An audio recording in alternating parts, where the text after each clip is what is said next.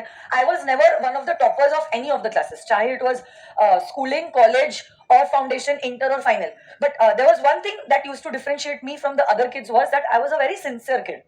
And sincerity was एकदम दिल से sincerity, which was very consistent throughout all my journeys, whether it was in school, college, foundation, inter or final.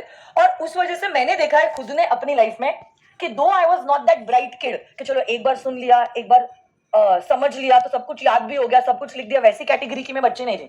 मतलब मेरा ही real brother, not even my cousin brother, my real brother, he was like twice the smarter than I am. वो एक बार class में भी सुन लेता था ना, वो तो नोट्स भी नहीं बनाता था. मतलब मेरे तो अगर आप लॉ की भी नोट्स देखोगे एज अ स्टूडेंट, हर कोई चीज जो टीचर बोलती थी मैं लिखती थी. जैसे मैं आपको कुछ चीजें लिखवाती हूँ, मेरा कैसा रहता था, आई वाज वेरी रेस्टलेस. अभी तो आपको दिख रहा होगा मैं बहुत शांत हुई हूँ, बट वैसे नहीं थी मैं as a kid. I was very restless. मेरे को ऐसे एक जगह से बैठा नहीं जाता था और ऐसे आई यूज्ड टू फिजेट इधर with calculator, with the pen या कुछ ना कुछ ऐसे. मैं डिस्ट्रैक्टेड रहती थी ऐसे. तो because I used to be distracted, foundation में आने के बाद भाई समझ तो आ गया भाई औकात तो अपनी है नहीं है इतना कुछ करने की. अगर कुछ करना है तो कुछ तो चेंज करना पड़ेगा अपनी लाइफस्टाइल और अपने बिहेवियर और हैबिट्स में. तो फिर मैंने एक हैबिट डालना शुरू कर दिया राइट फ्रॉम फाउंडेशन. जो भी क्लास हो, चाहे it is accounts, it is maths, it is law, it is economics, हर एक सब्जेक्ट के लिए जो भी टीचर एक्सप्लेन कर रहा है, जैसे अगर मैं कुछ एक्सप्लेन कर रही हूँ, मैं हर चीज लिखती थी, हर चीज. कुछ हिंदी, कुछ इंग्लिश, कुछ मराठी, टीचर के डायलॉग्स भी लिखती थी. जब मैं लिखती थी क्या होता था, my mind used to not be distracted for other things. एक चीज जरूर मेरे को बताती, जो भी है आई either this way or that way concentrating on the subject. Every example I used to write down, every concept I used to write down. फिर हमारे वक्त ऐसे टीचर इतना स्पून फीडिंग नहीं करती थी कि समरी नोट्स बनाओ, चार्ट बुक दो, कलरफुल बुक दो, प्रैक्टिकल एग्जाम्पल दो. एकदम प्रोफेशनल बिहेवियर होता था. आओ पढ़ाओ जाओ, कुछ लेना देना नहीं, बच्चों से कुछ भी फर्क नहीं पड़ता है. इट्स लाइक हाँ तुमने फीस दी, मैंने पढ़ा दिया और खत्म, यही हमारा रिश्ता है. वैसा टाइप का एटीट्यूड तब हुआ करता था between a student and a teacher.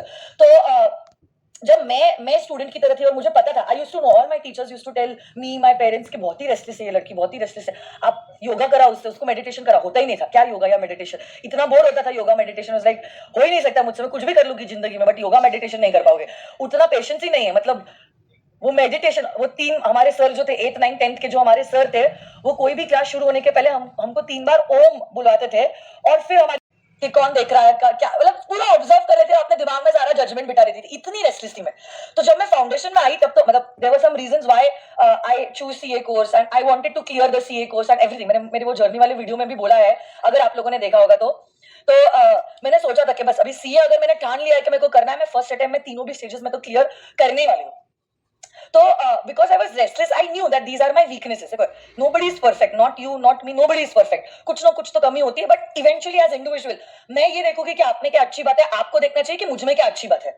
आप अगर इस पे फोकस करोगे नहीं यार मैम की ये चीज बुरी है, और मैं इस पे फोकस करूंगी नहीं यार ये बच्चे की यही बात बुरी है, तो nobody is going to move ahead. ना आप आगे बढ़ पाओगे और ना मैं आगे बढ़ पाऊंगी, और ये नेगेटिव जोन से हम दोनों पीछे चले जाएंगे. Nobody will be able to move ahead. वैसे ही आपके रूममेट में कुछ तो कमी होगी. मम्मी पापा में ऑफकोर्स आपने 10 चीजें एक्सपेक्ट की होगी, 9 ही चीज मिली होगी. वैसे ही पापा ने मम्मी में, मम्मी ने पापा में, ऐसे तो नहीं है 100 चीजें एक्सपेक्ट की है 100 ही चीजें मिलने वाली है. But now as individuals it is up to us to look at the good things and move ahead. आप में भी कुछ कमी है, ऐसे थोड़ी ना आप परफेक्ट हो. पूछो आपके पापा को, अभी कॉल मिलाते हुए 100 चीजें बोलेंगे. तो वैसी वो बात होती है. But individually what is important is that we love each other and as individuals as a family अपने तो जिंदगी में आगे बढ़ना है और हमें दुनिया से लड़ना है यार, आपस में नहीं लड़ना है. वैसी वो बात होती है. तो वैसी वो चीज से मुझे पता था कि मेरी क्या वीकनेस है. तो आई न्यू दैट ये वीकनेस को तो मुझे I want to overcome that weakness and there is something that